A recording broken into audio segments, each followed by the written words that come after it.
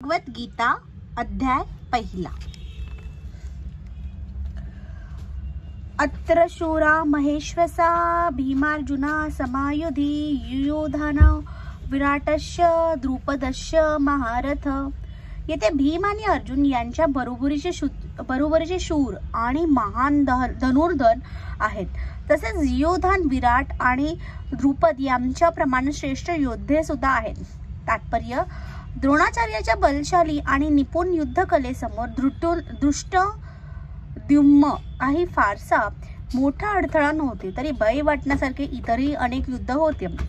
दुर्योधन त्यांचा उल्लेख विजयाच्या मार्गातील अत्यंत मोठे अडथळा म्हणून करतो, कारण त्यांच्यापैकी प्रत्येक जण भीम आणि अर्जुन यांच्या इतका शक्तिशाली होता।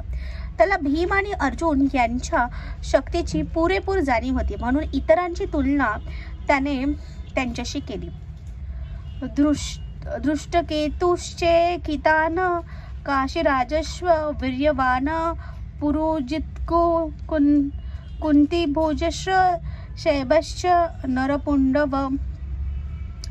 तेथे श्रेष्ठ शूरवीर आणि बलशाली असे दृष्टकेतू, चेकितान, काशीराज, पुरीजत, कुंतीभोज आणि शैब्य यांच्यासारखे योद्धे आहेत। तेथे पराक्रमी युधामन्यू आणि अत्यंत शक्तिशाली उत्तमौजा, सुभद्रा पुत्र आणि द्रौपदीचे पुत्र आहेत। हे सर्व योद्धे महारथी लढवय्ये आहेत। अस्माका तु विशिष्टा ये तंत्री बोधद्विजात्तम नायका मम सैन्यस्य संध्यास तांबविमीते।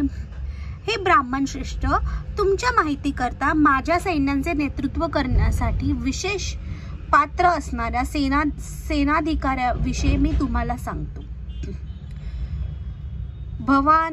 भवानीक्षश्च कर्णश्च कृपश्च सीमितिजय अश्वत्थामा विकर्णस्य सौमदस्तिस्तवेच्च।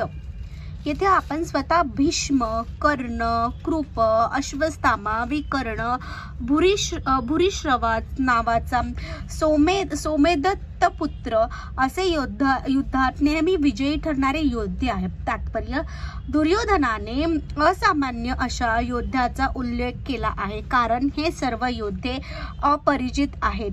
विकर्ण हा दुर्योधनाचा भाऊ आहे, अश्वत्थामा द्रोणाचार्याचा पुत्र आहे आणि सौमदत्ती किंवा भूरिश्रवा हा बाहलिकांच्या राजाचा पुत्र आहे। कर्ण हा अर्जुनाचा भाऊ आहे, कारण पांडुराजाशी विवाह होण्यापूर्वीचा तो कुंतीच्या पोटी जन्मला होता। कृपाचार्याच्या जुळ्या बहिणीचा द्रोणाचार्यांशी विवाह झाला होता। अन्येच बहवः शूरा मदश्च त्यवी जीविता नाना शस्त्र प्रहरणा सर्वे युद्ध विशारदा। माझ्यासाठी स्वतःच्या जीवनाचा त्याग करण्यास सदैव तत्पर असलेले अनेक शूरवीर येथे आहेत। ते सर्व विविध प्रकारच्या शस्त्रास्त्रांनी सुसज्ज असून युद्धकलेत निपुण आहेत। तात्पर्य, जयद्रथ, कृतवर्मा आणि शैल्य यांसारख्या इतर योद्ध्याविषयी सांगायचे झाल्यास ते सर्वजण दुर्योधनासाठी आपले जीवन देण्यास तयार आहेत। दुसऱ्या शब्दात सांगायचे झाले तर ते सर्वजण पापी दुर्योधनाच्या पक्षाला मिळाल्याने कुरुक्षेत्राच्या युद्धभूमीवर या सर्वांचा मृत्यू